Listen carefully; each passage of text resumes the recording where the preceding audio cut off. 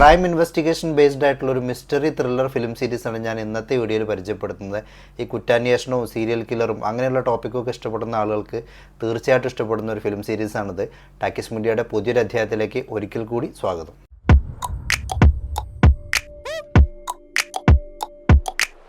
ബാസ്റ്റൺ ട്രിലോഗി എന്നറിയപ്പെടുന്ന ഒരു Spanish film സീരീസാണിത്. ട്രിലോഗി എന്ന് പറയുമ്പോൾ അറിയാലോ, ഇതിനകത്ത് 3 സിനിമകളാണ് വരുന്നുണ്ടാവുക. The invisible guardian, the legacy of the bones, offering to the storm എന്നിങ്ങനെയാണ് ഈ 3 സിനിമകൾ. ഇതിൽ ആദ്യത്തേത് 2017 പുറത്തിറങ്ങിയിട്ടുള്ള ദ ഇൻവിസിബിൾ ഗാർഡിയൻ എന്ന ചിത്രമാണ്. ഇതിൻ്റെ ഒരു ബേസിക് പ്ലോട്ടിലേക്ക് കടക്കുകയാണെന്നുണ്ടെങ്കിൽ, മനോഹരമായ ഭൂപ്രകൃതി കൊണ്ട് സമ്പന്നമായിട്ടുള്ള ബാസ്റ്റൺ താഴ്വരയിൽ എന്നാൽ അത്ര കണ്ട് മനോഹരമല്ലാത്ത സംഭവങ്ങളാണ് അരങ്ങേറുന്നത്.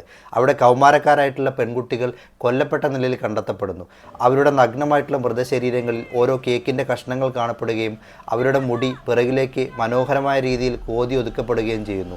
ഒരു സീരിയൽ കില്ലറുടെ സാന്നിധ്യം വ്യക്തമാകുന്ന ഈ കേസ് അന്വേഷിക്കാനായി എത്തുന്നത് അമേയ സലസാർ എന്ന് പറയുന്ന ഒരു പോലീസ് ഉദ്യോഗസ്ഥയാണ്. അമേയയുടെ സ്വന്തം നാടാണ് ബാസ്റ്റൺ താഴ്വര.